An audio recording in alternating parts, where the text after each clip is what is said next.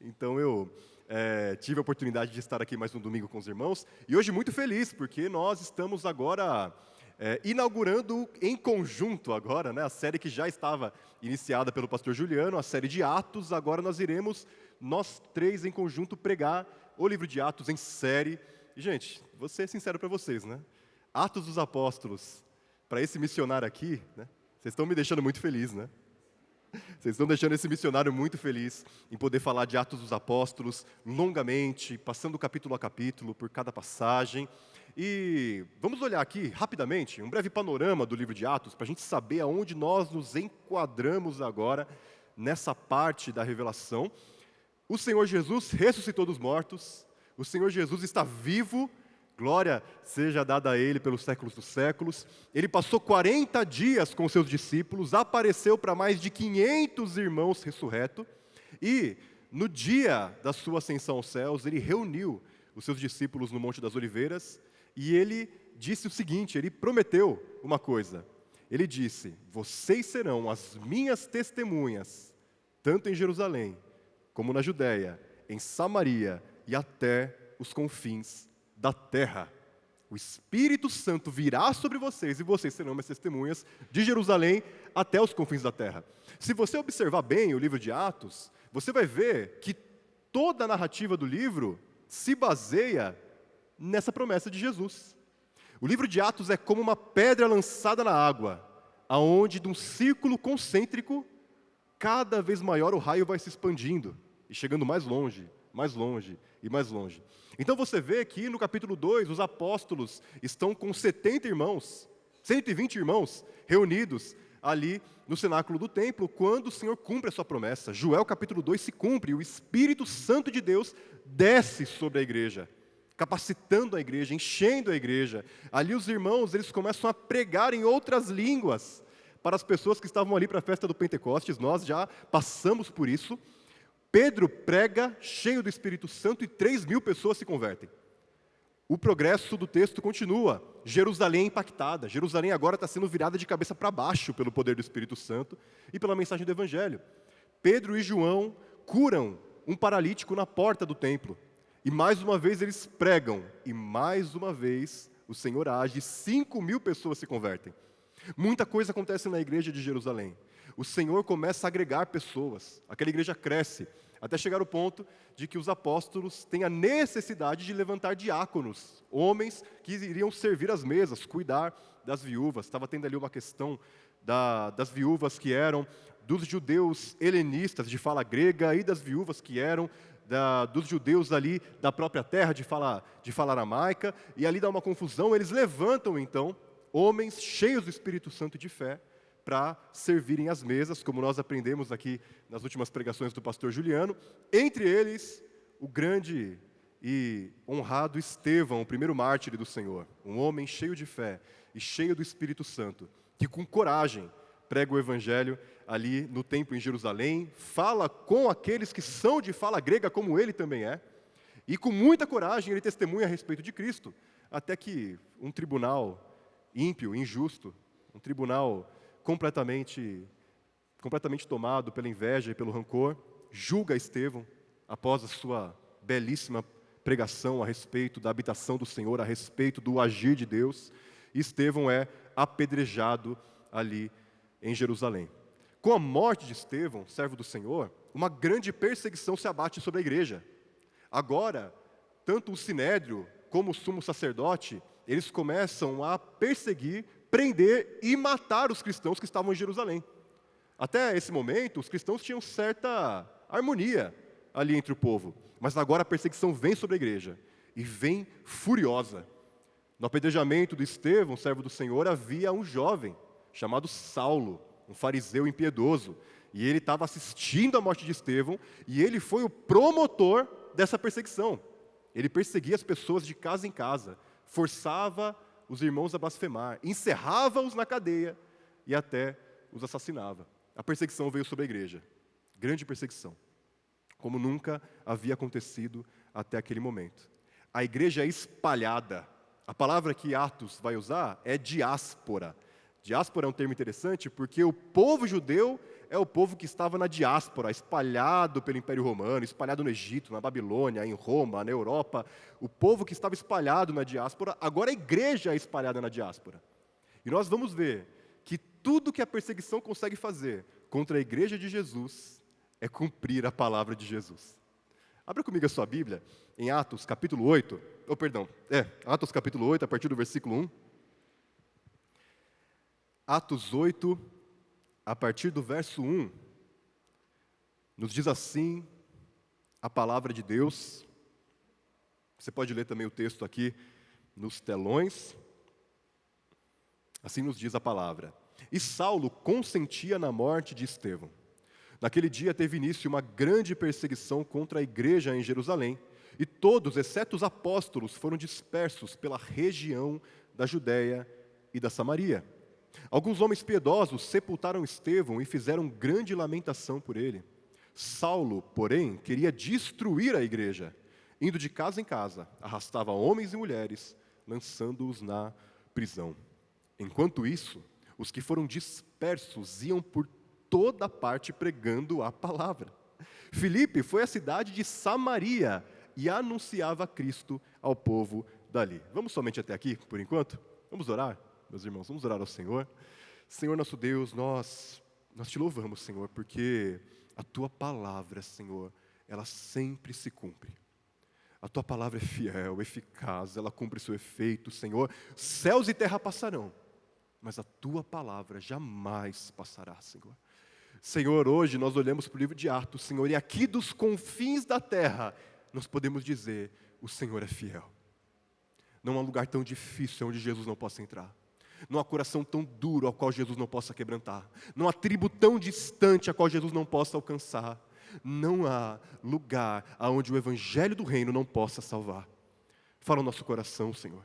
Nos engaja, Senhor Deus, nessa missão. Nos engaja na Tua palavra. Nos engaja, Senhor Deus, no cumprimento da Tua promessa. Daquilo que o Senhor começou a fazer, Senhor, há tanto tempo atrás. E continua fazendo hoje através de nós, no nome de Jesus. Amém. Meus irmãos, para vocês não falarem que eu só sei pregar com 3 pontos, hoje o sermão tem 4 pontos, tá? A primeira parte do nosso texto, nós vamos ver que o povo de Jesus é o povo do Evangelho. O povo de Jesus é o povo do Evangelho. Depois, no segundo momento, nós veremos que não há lugar tão difícil que o Evangelho não possa entrar.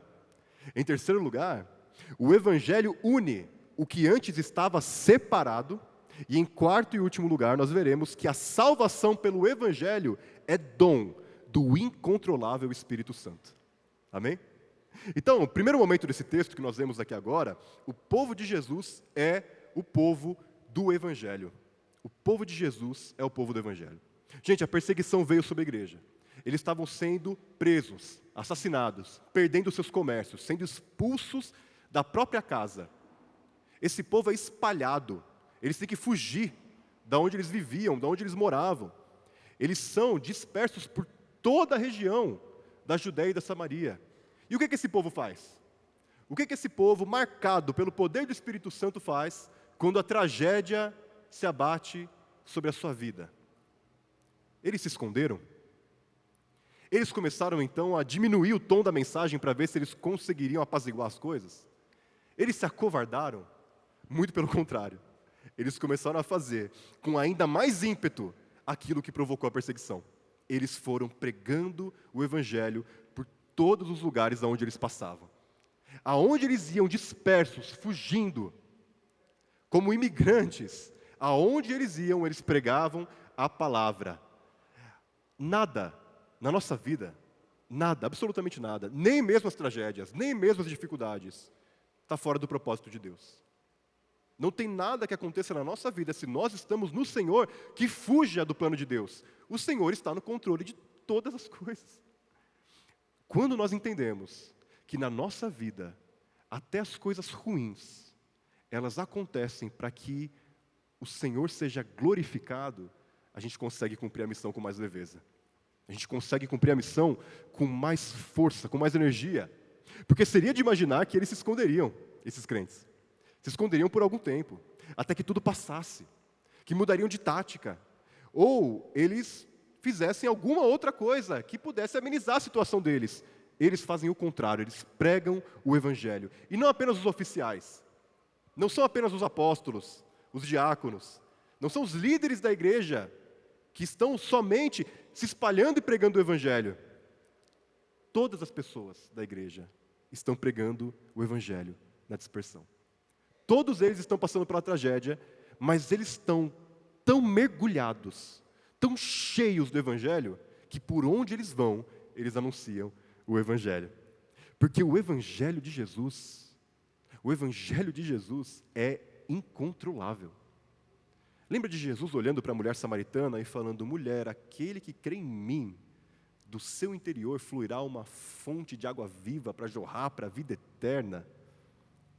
Aquilo que nossos olhos viram e que nós testemunhamos, nós não conseguimos deixar de falar. O povo de Jesus é o povo do Evangelho.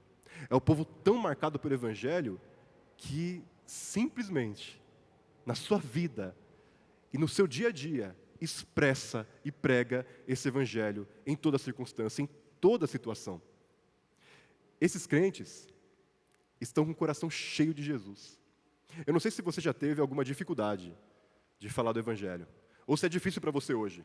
É difícil para você evangelizar, é difícil falar de Jesus. Meus irmãos, a boca fala do que o coração está cheio. Se você estiver apegado a Jesus, se você estiver amando Jesus, se você estiver mergulhado em Jesus, Jesus irá fluir da sua boca. É incontrolável, é imparável. A nossa vida já não nos pertence. Agora a nossa vida é um testemunho de que Jesus está vivo, agindo, salvando. Se você tem alguma dificuldade em pregar o Evangelho, mergulhe em Jesus, se apegue a Jesus, porque Jesus é o Evangelho. Quem não é um agente missionário, é um campo missionário. E a igreja que não evangeliza, precisa ser evangelizada. Duro, né? Mas não foi eu que disse isso, foi aquele bom velhinho que veio aqui na quinta-feira pregar. Essa frase é do pastor Hernandes Dias Lopes. Não atirem no mensageiro. Mas é plena verdade. Não existe uma igreja que não evangeliza. Porque uma igreja que não evangeliza precisa ser evangelizada. Não existe um crente que não é um missionário. Porque um crente que não é um missionário é um campo missionário. O resultado do Evangelho na minha e na sua vida será a pregação do Evangelho. Será nós falarmos de Jesus em todas as circunstâncias. O que esse texto nos ensina muito claramente é que a gente não precisa de um programa para pregar o Evangelho. Nós não precisamos de uma reunião específica. Nós não precisamos de um momento na nossa agenda. Nós não precisamos de uma organização para pregar o Evangelho. Porque a nossa vida é um chamado, a vocação de anunciar o Evangelho aonde nós estivermos. Pregue o Evangelho na sua escola. Pregue o Evangelho no seu trabalho. Pregue o Evangelho no churrasco da sua família. Pregue o Evangelho na condução. Pregue o Evangelho no Uber. Pregue o Evangelho na barbearia. Ele não vai expulsar você de lá. Pregue o Evangelho no cabeleireiro. Pregue o Evangelho aonde você estiver. Essa é a vocação da igreja. Falar de Jesus em todas as circunstâncias. E também, inclusive, em momentos organizados. Em uma viagem missionária, em uma ação que a gente faz aqui como igreja, em uma ação específica que a gente se organize para fazer.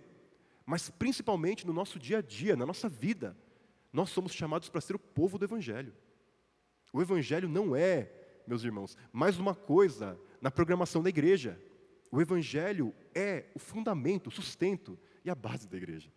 Nós somos chamados para pregar o Evangelho em todos os lugares, a todas as pessoas. O Pacto de Lausanne, que foi um grande encontro entre denominações cristãs do mundo inteiro nos anos 70, escreveu o seguinte: o Evangelho inteiro, através da igreja inteira, para o mundo inteiro. Essa é a vocação do Senhor para nós. Essa é a vocação de Deus para mim e para você. Você não faz ideia de como o Senhor pode usar a sua vida quando você se dispõe a falar de Jesus para as outras pessoas. Você não faz ideia do que Jesus pode fazer através da sua vida, sendo você um adolescente, um pré-adolescente, sendo você um pai de família, uma mãe, sendo você um jovem, sendo você um senhor de idade. Você não faz ideia do que o Espírito Santo pode fazer através de uma pessoa que se dispõe a ser usada por ele. Eles se espalharam, pregando o evangelho em todos os lugares. E um grande exemplo disso aqui no texto é Filipe. Filipe, o diácono da igreja. Filipe, um homem cheio de fé e do Espírito Santo. Filipe, ele foge da sua casa, ele foge de Jerusalém, e ele vai a Samaria, e lá ele prega o evangelho. Duas verdades sobre Filipe que precisam estar muito claras aqui para nós. Primeiro, Filipe é um daqueles 7 homens, Estevão, Nicanor, Timão e por aí vai, que foram separados pelos apóstolos para serem diáconos da igreja, para servirem as mesas, para servirem os pobres, os necessitados. Filipe, ele é expulso de Jerusalém como um dos principais perseguidos. Afinal de contas, acabaram de matar um diácono de fala grega igualzinho ele, Estevão. Ele está na lista negra. Ele é um dos principais procurados. Ele está fugindo. O texto vai nos dizer, posteriormente, que Filipe tinha 2 filhas. Filipe tinha família. Filipe está fugindo da sua casa com a sua família, com 2 filhas. Se põe nessa situação. Se coloca na situação de ter que fugir, correndo, do seu próprio lar, sair do país, sem nada, encontrar abrigo em outro lugar, com seus filhos, com sua esposa, com seu marido. Se põe nessa situação. Filipe está nessa situação, sob risco de morte. Mesmo assim, Filipe não se acovardou. Mesmo assim, Filipe foi por todos os lugares onde ele passou pregando o evangelho do reino.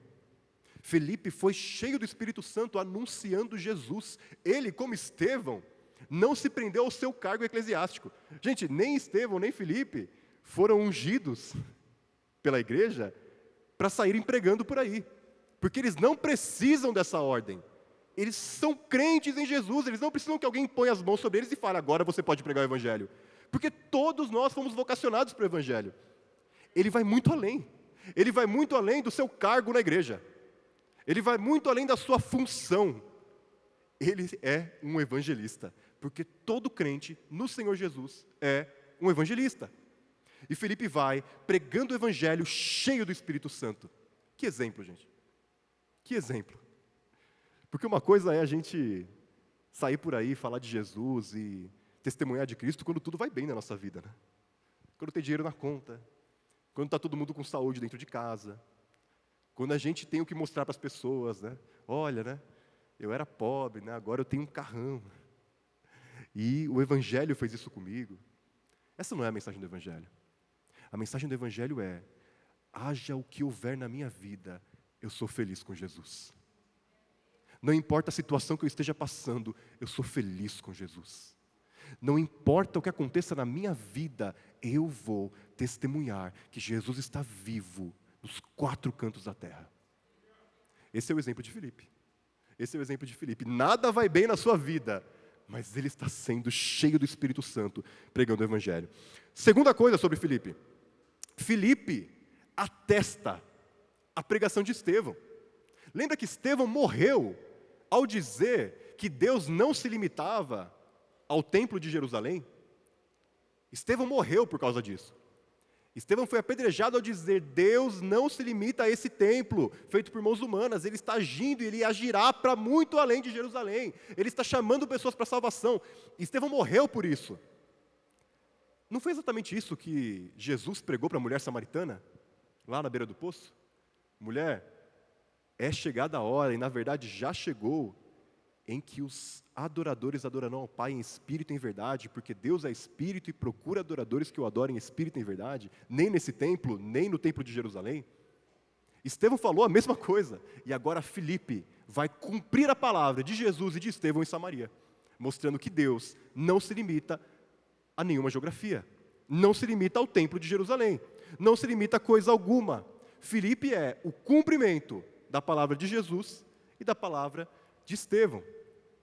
Mais uma vez, meus irmãos, quando a gente entender que a nossa vida por inteiro e tudo que nela acontece para que a gente testemunhe fielmente a respeito de Jesus, a gente vai ser mais corajoso. A gente vai ter mais coragem para pregar o Evangelho. A gente vai ter mais coragem para ir além das nossas limitações e testemunhar a respeito de Jesus, pois o Senhor está no controle de tudo. O Senhor está no controle de tudo.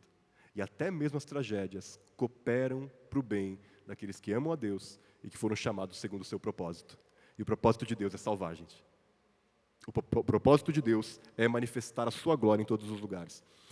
Segundo lugar, segunda coisa que o texto nos ensina, não há lugar tão difícil onde o evangelho não possa entrar. Vamos voltar para o texto?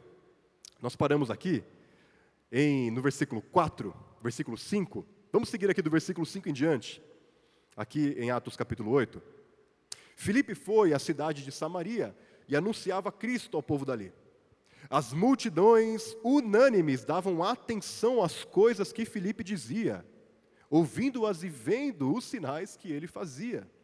Pois os espíritos imundos, gritando em alta voz, saíam de muitos que estavam possuídos por eles. E muitos paralíticos e coxos foram curados. E houve grande alegria naquela cidade. Havia naquela cidade um homem chamado Simão, que praticava artes mágicas e deixava o povo de Samaria admirado. Dizia ser alguém muito importante. E todos lhe davam ouvidos do menor ao maior, dizendo: este homem é o grande poder de Deus, chamado o grande poder. Davam atenção a ele porque durante muito tempo os havia impressionado com suas artes mágicas. Quando, porém, deram crédito a Filipe, que os evangelizava a respeito do reino de Deus e do nome de Jesus Cristo, iam sendo batizados tanto homens como mulheres. O próprio Simão abraçou a fé e, tendo sido batizado, acompanhava Filipe de perto, observando, extasiado, os sinais e grandes milagres que eram praticados. Gente, aqui no texto, nós precisamos olhar o que está acontecendo, porque uma questão aqui do texto também é o lugar aonde o Espírito Santo está agindo, aonde o Evangelho está sendo pregado. Samaria não era um lugar fácil. Samaria não era qualquer lugar. Samaria foi a capital da idolatria na divisão dos reinos no Antigo Testamento. Quando Salomão morreu e os reinos se dividiram, Jeroboão se tornou rei do reino do norte, o rei de Israel, separado das duas tribos que ficaram no sul, Judá e Benjamim. E esse rei Jeroboão construiu em Samaria um grande lugar de adoração pagã, fazendo com que todo o povo de Israel se desviasse do Senhor. Para você ter uma ideia, tem um achado arqueológico da época de Jeroboão, que é uma estatueta. E lá nessa estatueta está escrito o seguinte: a Iavé, o Senhor, e a sua esposa Azerá. Aí tem Deus representado como um boi e Azerá, uma deusa pagã, como sua esposa ao lado dele. Esse foi o tipo de coisa que aconteceu em Samaria. Samaria se tornou um lugar onde o paganismo dominava, onde bezerros de ouro foram esculpidos para que o povo adorasse, como se fosse Deus. Tudo isso está na história de Samaria. Mas também Samaria foi destruída pelo Império Assírio, de modo que a identidade do povo de Israel foi completamente apagada. Porque quando os assírios dominaram ali aquela região do Reino do Norte, Samaria, eles começaram a misturar aquele povo com outros povos conquistados, povos pagãos. A estratégia é a seguinte: um povo que não tem identidade, não tem história, não tem força para lutar. E assim, misturando o povo com outras culturas, eles se tornaram um povo miscigenado. Não que isso é um problema, mas o problema é um povo completamente sincrético, que misturava a religião do Deus verdadeiro com a prática dos povos pagãos. Isso aconteceu com Samaria, a ponto desse povo criar uma nova religião, separada do povo de Israel. Samaria se opôs à reconstrução do templo de Jerusalém. Quando o povo voltou do exílio e voltou para Jerusalém, lá em Neemias e Esdras, você vai lembrar da história, e começaram a reconstruir os muros de Jerusalém, reconstruir o templo de Jerusalém, os samaritanos foram contra, foram inimigos do povo de Israel, lutaram contra a reconstrução. Tudo isso marca a história de Samaria. Samaria, com essa briga entre judeus e samaritanos, inventou o seu próprio templo. No Monte Gerizim, eles erigiram um templo, que eles chamaram de Templo do Senhor. Eles ungiram seus próprios sacerdotes, e eles tinham até mesmo a sua própria Bíblia, separada da revelação do povo de Israel, e também o seu próprio Messias, que eles chamam de Tahed, Eles tinham a própria promessa de um Messias que viria para Samaria. Eles se separaram do povo de Israel. E por isso, para os judeus, os samaritanos eram um povo impuro, um povo cheio de pecado, um povo maldito, um povo apóstata, um povo cismático. Essa era a ideia que o judeu tinha do samaritano. Para você ter uma ideia, isso era tão sério, que Flávio Joséfo, ele relata que no século I depois de Cristo, houve uma guerra tão pesada entre judeus e samaritanos, que os romanos tiveram que intervir e crucificar centenas de pessoas para apaziguar a situação. Essa era a relação entre judeus e samaritanos. Essa era Samaria. Essa era a Samaria na qual o Espírito Santo está agindo. Não é um lugar fácil. Não é um lugar simples. Não é um lugar tranquilo. O próprio Jesus foi a Samaria. Você vai lembrar que a primeira vez que Jesus se declarou abertamente o Messias para alguém, foi para uma mulher samaritana, desprezada, na beira do poço em Samaria. A primeira vez no ministério de Jesus que ele disse para alguém, eu sou Cristo, foi para uma samaritana. Você vai lembrar também que nesse episódio, Jesus olha para os campos de Samaria e promete uma grande colheita. Ele fala, vocês dizem, os campos estão verdes, daqui a 4 meses haverá colheita. Eu, porém, vos digo, levantem os vossos olhos, os campos estão brancos para a colheita. Ele estava falando sobre uma grande promessa de salvação em Samaria. Alguma coisa iria acontecer na terra dos samaritanos. Um pouco mais à frente, na história de Jesus, os samaritanos impedem Jesus de passar pela sua região. Eles sabiam que ele estava indo para Jerusalém, e eles, não querendo que Jesus fosse para Jerusalém, se colocam contra Jesus. Nisso, Tiago e João, os 2 irmãos, olham para os samaritanos, olham para Jesus e falam, Senhor, nós podemos orar para que desça fogo do céu e mate esse povo? Lembra dessa passagem? O que Jesus fala para eles? Vocês não sabem de que espírito vocês são? O Filho do Homem não veio para destruir, o Filho do Homem veio para salvar. Jesus vê além de nós. Jesus vê para além de nós, para além das nossas circunstâncias. As pessoas que nós olhamos e falamos, esse aí não tem jeito. Esse cara nunca vai acreditar. Ele nunca vai mudar de vida. Ele nunca vai ser transformado. Ele nunca vai confessar Jesus. É a esses que o Senhor diz, você não sabe de que espírito você é. Você não sabe quem eu sou. Você não sabe que a salvação é para todo aquele que crê. Jesus repreende Tiago e João. E ali nós temos uma tensão. O que irá acontecer com os samaritanos? Quando Filipe chega em Samaria, se cumpre a palavra de Jesus. Porque Jesus disse que haveria uma grande colheita em Samaria. E Filipe chega, cheio do Espírito Santo, pregando o evangelho do reino, expulsando os demônios, curando os enfermos e batizando pessoas. Os sinais, a cura, a expulsão de demônios, a pregação do evangelho, eram para demonstrar abertamente para judeus e samaritanos que o reino de Deus havia chegado naquele lugar. Porque a profecia nos diz, os cegos irão ver, os coxos irão andar, e a pregação do evangelho será anunciada aos pobres. Quando Filipe começa a expulsar demônios, curar enfermos e pregar o evangelho, o reino de Deus chegou em Samaria. O reino de Deus chegou aonde ninguém achava que o reino de Deus poderia chegar.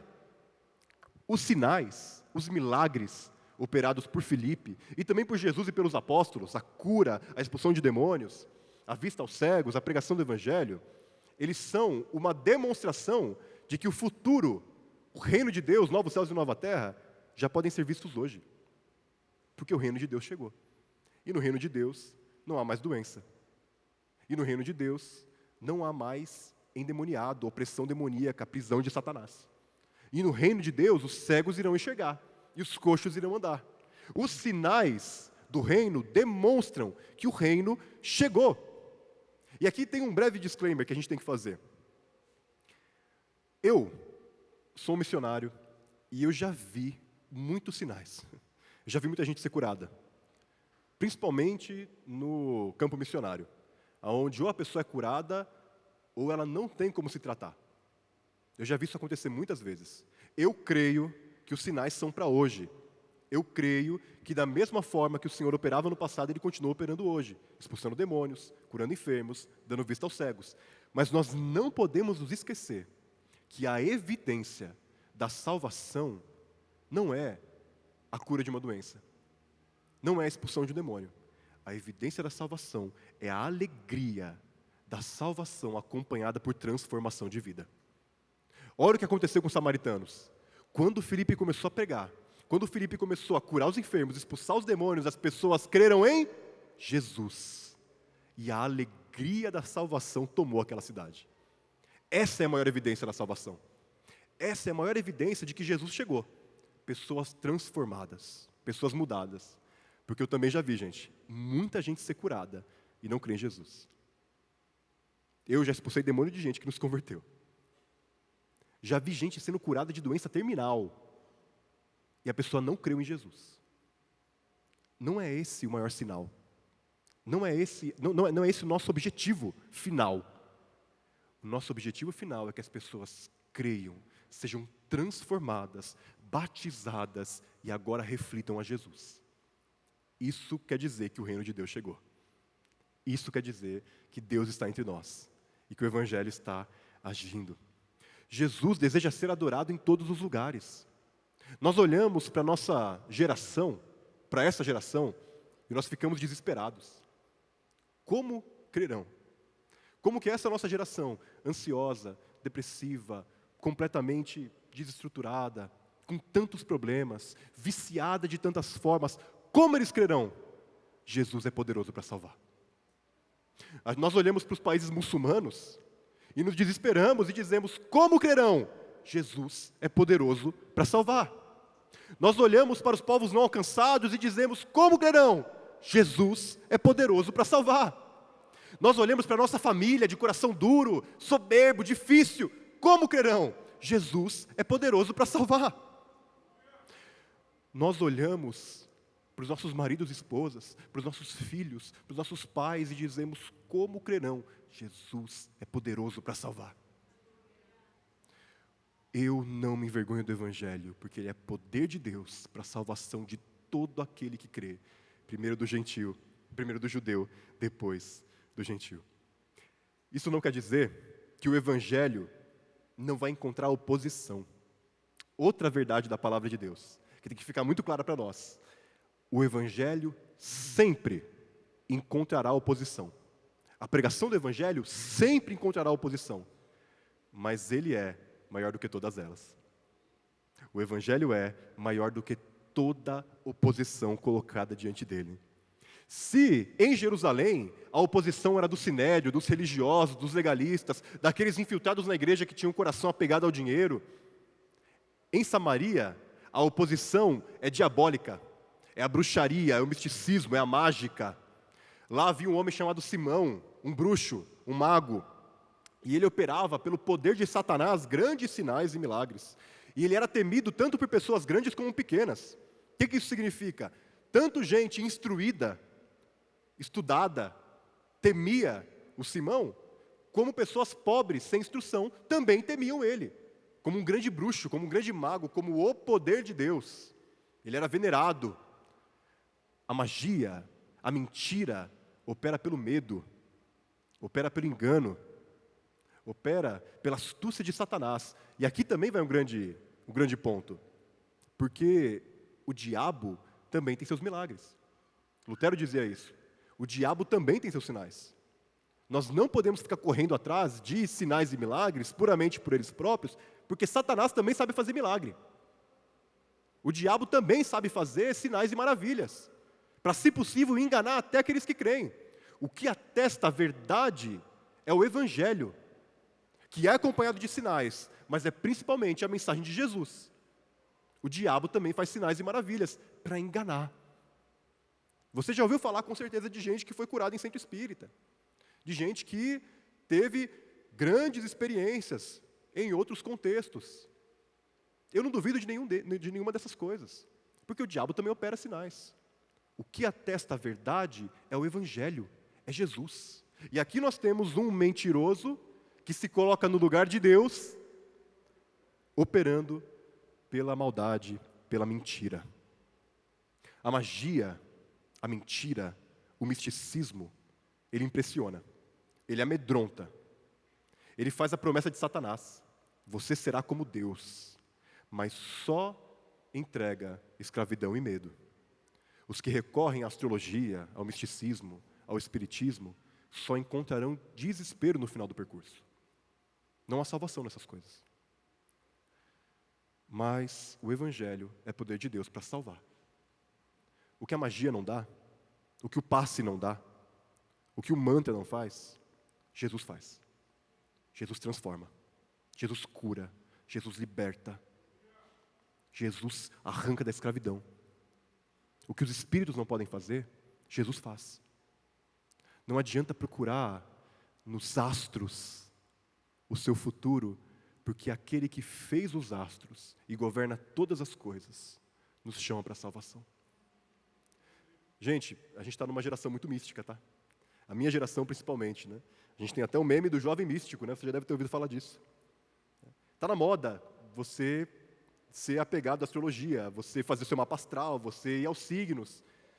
Olha, o engano, ele vai te prometer muita coisa, mas só Jesus pode tirar o desespero da sua alma. Se você hoje está me ouvindo aqui na igreja, ou se você está me ouvindo aí na internet, saiba que Jesus pode salvar todo aquele que crê. O que a mentira não pode te dar, a verdade faz. O Evangelho supera toda mentira. Aquelas pessoas que eram amedrontadas por Simão, aquelas pessoas que tinham medo da bruxaria, da magia, quando ouvem a respeito de Jesus e do Evangelho, creem, são libertas, se batizam e são salvas, a ponto do próprio Simão se converter, se batizar. O Evangelho supera todas as coisas. Meus irmãos, na minha jornada missionária, eu estive em muitos quilombos. Existe um grande preconceito com a pregação do Evangelho nos quilombos, porque as pessoas têm medo dos preconceitos que nós criamos culturais e religiosos. Mas foi em Caxias do Maranhão, no impacto que nós fizemos em Caxias. Tem algumas pessoas aqui que estiveram lá. Nós fomos a um quilombo. Pensa numa cidade difícil. Caxias era uma cidade difícil, dura, complexa. Aquele quilombo era um lugar difícil, pesado. Nós fomos naquele quilombo, e eu estava com um trio, fazendo evangelização. E esse trio entrou numa casa. Do lado de fora da casa havia muito lixo empilhado. E dentro daquela casa era na verdade uma bodega, um bar. Quando eu entrei, eu vi uma cena que eu nunca mais vou me esquecer. Naquele bar, naquela bodega, haviam várias imagens ali de espíritos. Haviam várias estátuas em cima dos lugares onde haviam ali as cachaças, as bebidas. Só que sentada numa cadeira, havia uma mulher de seus 42 anos de idade. Ela estava com a perna dentro de uma bacia de água, e uma amarelinha estava ajoelhada diante dela, lavando a perna dela, e desfazendo os nós, porque ela tinha sofrido um acidente há pouco tempo atrás. Estava lavando a perna daquela mulher, enquanto lavava a perna dela, falava de Jesus para ela. E aquela mulher disse: olha, eu tenho uma parceira, eu moro com outra mulher, nós cuidamos do filho dela, eu sou dona desse bar aqui, mas eu não tenho felicidade na vida. Eu penso em suicídio, eu penso em morte, eu estou desesperada, eu perdi meu filho há pouco tempo atrás. Meu filho morreu, meu filho mais velho, tinha seus 20 e poucos anos, e desde então eu não consigo ter esperança na vida. E aquela menina, do Rio de Janeiro, ajoelhada diante daquela mulher, lavando os seus pés, falava para ela da esperança de Jesus. E aquela mulher estava muito emocionada, mas muito rígida, muito dura, porque ela falava: olha, eu não tenho jeito, eu moro com outra mulher, eu sou dona de bar, eu não tenho como mudar essa vida. E eles continuaram falando de Jesus.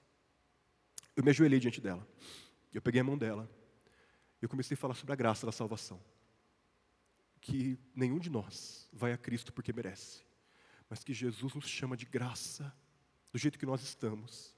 Naquele momento aquela mulher se desabou em choro, e ela confessou Jesus como o Senhor e Salvador da vida dela. Ela entregou a vida dela a Jesus. No momento em que ela fez aquela oração, o sorriso se abriu, ela começou a demonstrar uma alegria, e ela disse: olha, eu tenho um irmão, e o meu irmão, ele era um safado, um pilantra. Mas ele conheceu Jesus, ele mudou de vida, ele ora por mim. Eu vou ligar para ele, eu vou na igreja com ele agora. Jesus chegou na minha casa. Não há lugar tão difícil aonde Jesus não possa entrar. Porque o Evangelho é poder de Deus para a salvação de todo aquele que crê. Não há barreiras para o Evangelho de Jesus. Aonde nós pregarmos o Evangelho haverá também salvação. Não é porque a gente sabe de alguma coisa, gente. Não é porque a gente tem alguma habilidade. Não é porque a gente estudou. É porque Jesus é poderoso para salvar. Todo aquele que confessar o nome de Jesus será salvo. Terceiro lugar, caminhando já para o fim, nosso tempo hoje está curto.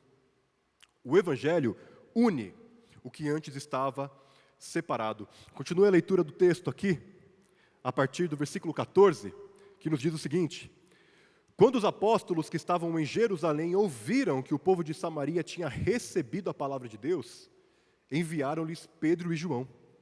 Chegando ali, oraram por eles para que recebessem o Espírito Santo, pois o Espírito ainda não havia descido sobre nenhum deles. Tinham apenas sido batizados em nome do Senhor Jesus. Então lhes impuseram as mãos e eles receberam o Espírito Santo. Vamos somente até aí. Que texto difícil, gente. Que texto complexo. O que significa alguém crer em Jesus, ser batizado, mas ainda não ter recebido o Espírito Santo? Que texto complexo. Vamos olhar para esse texto com muita calma. Primeiro, Pedro e João, apóstolos, Pedro e João, em Jerusalém, ouvem falar de tudo aquilo que Deus estava fazendo em Samaria, terra samaritana, entre aquele povo miscigenado, ímpio, pagão.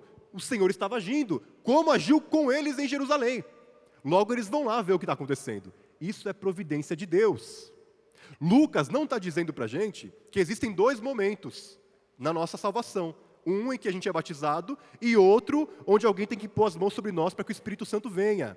Isso acontece na conversão, na salvação, quando nós cremos em Jesus. O que está acontecendo aqui no fluxo da revelação do plano de Deus? Lembra que no Pentecostes, o Espírito desceu sobre os discípulos em Jerusalém, os judeus, os apóstolos? Agora, Pedro e João são chamados pela providência de Deus. Eles impõem as mãos sobre samaritanos. E a mesma coisa que aconteceu com eles, acontece agora com os samaritanos. Qual que é o sinal? Os samaritanos são igreja, como a gente é igreja. São povo como nós somos povo. Eles não são um povo separado, um povo menor. Eles são igreja como nós, porque o Espírito de Deus está sobre eles, como esteve sobre nós. Quando Pedro e João põem as mãos e o Espírito Santo vem, o Espírito começa a mostrar para Pedro e João que os samaritanos são povo de Deus. Mas também, para os samaritanos, ter dois judeus, dois apóstolos, os líderes da igreja de Jerusalém, indo, impondo as mãos sobre eles, e o Espírito Santo vindo sobre eles, demonstra que eles não estão separados do povo de Jerusalém. Eles não precisam fazer como eles fizeram por séculos com o judaísmo, fazendo uma nova religião, uma separação, uma divisão, onde eles são uma coisa e os judeus são outras. Não, agora no reino de Deus, samaritanos e judeus são um só povo, uma só família, a família de Deus. É por isso que pela providência de Deus, isso acontece, para que tanto os apóstolos como os samaritanos saibam que o mesmo Espírito está sobre eles e que eles são igreja do Senhor. Ora, não foi João que há pouco tempo atrás estava com Jesus dizendo: Senhor, vamos orar para Deus mandar fogo e matar esse povo? Agora ele impõe as mãos sobre os samaritanos, eles falam em línguas, recebem o Espírito Santo. Que sinal eles precisam mais? Que sinal eles precisam mais para dizer que Deus está chamando pessoas de todos os povos, de todos os lugares, para serem um só povo de Deus? O Evangelho une aquilo que o pecado separa. Na igreja, não há lugar para o racismo. Na igreja, não há lugar para a xenofobia. Na igreja, não há lugar para a divisão de classes. Porque Deus deu a todos nós o mesmo Espírito. O que o apartheid separa, Cristo une. O que a segregação racial separa, Cristo une. O que as castas separam, Cristo une. O que as classes sociais e econômicas separam, Cristo une. Porque a igreja é a união daquilo que antes estava separado, o povo da paz. Cristo uniu com o seu corpo na sua cruz, pessoas que antes estavam separadas. Esse é o caráter da igreja, multiétnico, multirracial. É na igreja aonde o branco e o preto, no meio da segregação americana, se unem para adorar o Senhor. Lá nas décadas de 40, 50. É na igreja aonde pobres e ricos se assentam na mesma mesa para comer do mesmo pão. Essa é a igreja de Jesus. Essa é a igreja do Senhor. Esse é o povo da paz. No nosso meio não pode haver separação, de nenhum tipo. No nosso meio não pode haver segregação de nenhum tipo. Porque nós somos uma igreja feita de paulistas, nordestinos, nortenses, sulistas, chineses, asiáticos, orientais, sendo um só povo, o povo de Deus. Essa é a família de Jesus, essa é a família de Deus. E por último, a salvação pelo Evangelho é dom do incontrolável Espírito Santo. Para terminar, o texto que o pastor Daniel leu aqui, no momento da oferta, versículo 14, um pouco mais abaixo, versículo 18, finalizando aqui a nossa mensagem, diz o seguinte: quando Simão viu que pelo fato de os apóstolos imporem as mãos, era concedido o Espírito Santo, ofereceu-lhes dinheiro, dizendo: deem também a mim este poder, para que a pessoa sobre a qual eu impuser as mãos receba o Espírito Santo.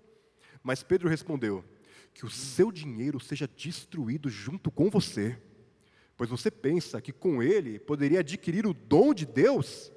Não existe porção nem parte para você neste ministério, porque o seu coração não é reto diante de Deus. Portanto, arrependa-se desse mal e ore ao Senhor. Talvez Ele o perdoe por esse intento do seu coração, pois vejo que você está cheio de inveja e preso em sua maldade.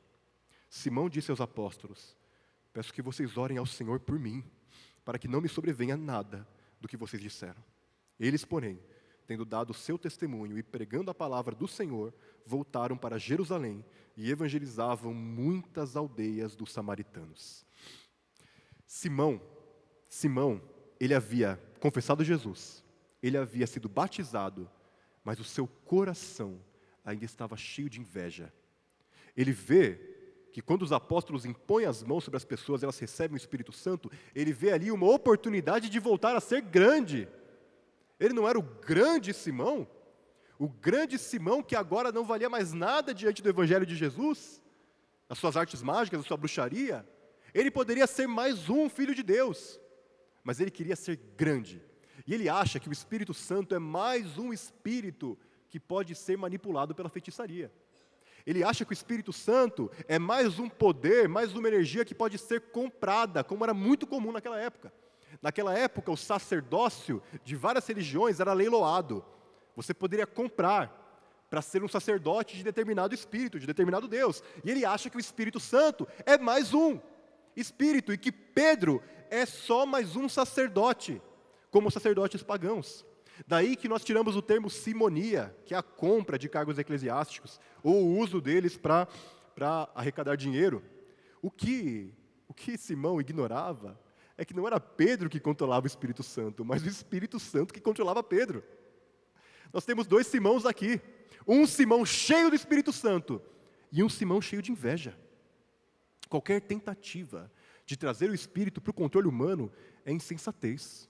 É por isso que Pedro é muito duro com Simão mágico. Ele fala: olha, vai você e o seu dinheiro para o inferno. Essa é a palavra do texto, tá? Não estou exagerando, não. O texto diz isso.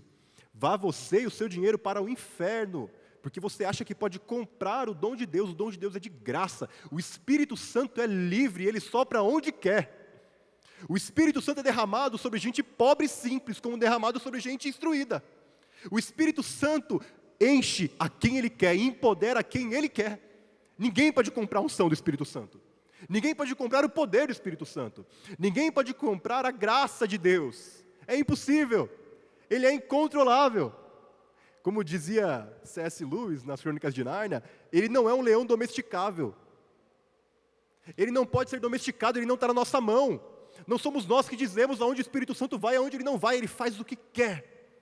Ele salva quem quer. Ele unge quem quer, ele cura quem quer. Ele é Deus.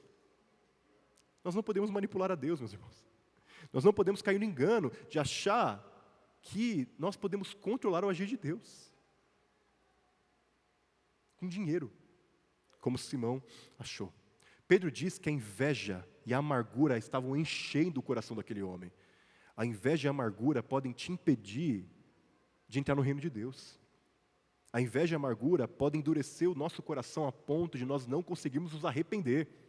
Pedro não está dizendo, olha, confesse e se arrependa, porque talvez o Senhor possa te curar, dizendo que Deus é incapaz, mas dizendo que Simão pode estar incapaz de se arrepender por conta da dureza do seu coração, da amargura que ele está carregando dentro de si, da inveja. Ele tem que abrir mão da inveja, ele tem que abrir mão da amargura para poder crer no Evangelho, como cada um de nós. O Evangelho é de graça, é poder de Deus, é salvação do Senhor, mas nós temos que abrir mão daquilo que nos afasta do Senhor e crer nele de todo o nosso coração. O que mostra que alguém de fato está no Senhor não é ter confessado Jesus e ter sido batizado. E olha que a gente está no tempo que as pessoas nem se batizar mais querem. O que mostra que alguém está em Cristo é uma vida transformada. É arrependimento genuíno. É isso que Pedro está falando para Simão. Mas também ele está dizendo para Simão o seguinte: Simão, há salvação para você.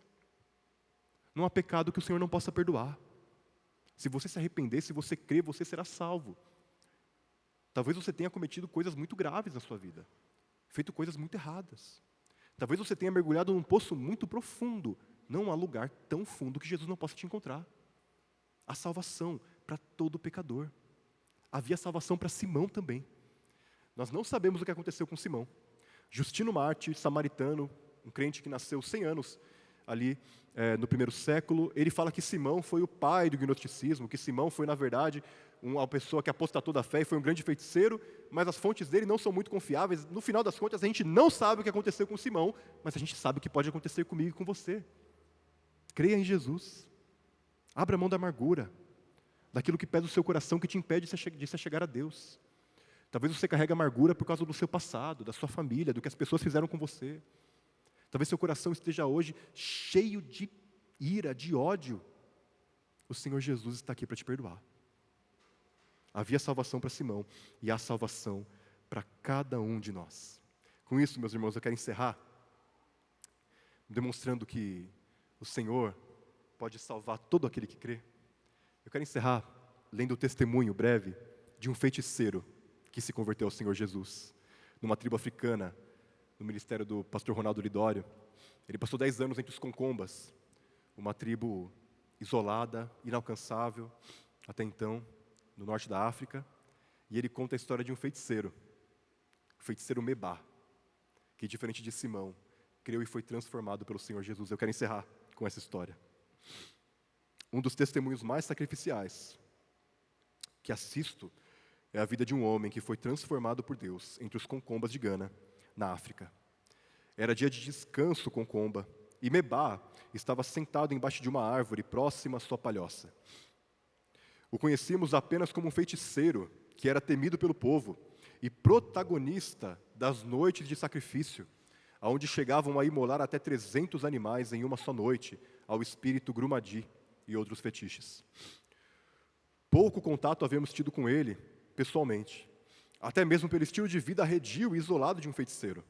Também já tínhamos ouvido a respeito do sacrifício do seu neto, no tempo da sua chegada a Coni. Ali estava ele, sentado embaixo daquela árvore. Já havíamos exposto o evangelho a seu clã e família, e por 2 vezes em sua palhoça, apesar dele mesmo nunca sair de seu pequeno quartinho, enquanto falávamos ao restante da família. Era certo, entretanto, que ouvia o que expunhamos, e nunca nos proibiu de entrar em seu compound, em seu espaço. Um homem muito falador, porém estava quieto e pensativo naquele dia. Eu tomava banho na palhoça onde morávamos, quando um rapaz aproximou-se e disse: "Está acontecendo alguma coisa com Mebá." Todos correram e uma pequena multidão logo se juntou ao seu redor. Aquele homem estava pulando, agitando-se, gritando: "Mebá, o que está acontecendo?" Perguntaram-lhe. "Há algo novo em mim." Eu comecei a pensar e entender o que falavam a respeito de Jesus Cristo. Ele é mesmo o Filho de Deus. Ele é mesmo o mantotibe de Deus, Ele é mesmo a esperança de um dia vermos a Deus. Entretanto, o que entendi hoje, e que era o meu único temor desde a primeira vez que o Evangelho começou a fazer sentido para mim, é que Jesus Cristo, Deus entre nós, é mais poderoso do que Grumandi. Não há o que temer. Ali, ele se converteu e permaneceu um longo tempo cantando e testemunhando euforicamente do Senhor. Ele havia nascido de novo e estava fascinado com isso. Tornou-se insistentemente desafiador quando falava do Evangelho. No primeiro culto, após sua conversão, trouxe seus fetiches antigos, feitos de madeira e pedra, 3 maiores e outros 2 menores, um grande número de amuletos e vários ídolos, os quais queimamos. Pregamos naquele dia sobre os inúmeros deuses humanos e o Deus único e divino do Salmo 115. Após um lindo e impactante testemunho de conversão, a reação da aldeia foi um choque. Um comentário geral tomava proporções culturais sérias, aonde o conselho dos anciãos fora convocado às pressas pelo chefe da aldeia. Até o dia de hoje, nada se sabe sobre o que foi discutido e decidido entre eles, porém sabemos que imediatamente após sua conversão, uma grande perseguição se abateu sobre a sua família. Ele perdeu terras, algumas plantações, direitos no conselho dos anciãos, e por pelo menos 3 vezes tentaram envenená-lo. Na última tentativa, em 97, veio a adoecer seriamente, mas sobreviveu. Seus 11 filhos e filhas vieram para o Senhor, e são membros e líderes da igreja em Coni. Lembro-me de maneira especial da alegria que o contagiou, quando em 1996 sua esposa finalmente rendeu-se ao Senhor com lágrimas. E em um culto pela manhã, após sua conversão, ela trouxe um lindo hino especial, como é costume com Comba, quando há algo especial a agradecer. Ela cantou: quando você vier a Jesus, verá o que é vida. O sol para você brilhará mais. As árvores para você serão mais verdes. Tudo em sua vida mudará. Mebá é hoje o presbítero mais idoso entre todas as nossas 10 igrejas com Combas. E como amigo chegado, posso testificar que é um homem cheio do Espírito Santo, um homem de Deus, que a cada encontro serve de inspiração para o nosso ministério e vidas. Seu sacrifício e perseverança em minhas perseguições sempre foi desafiador para a minha vida. O sacrifício determina o valor que damos à missão. Não há lugar onde Jesus não possa salvar. Não há lugar onde Jesus não possa salvar. Vamos orar, meus irmãos? Fique de pé nesse momento.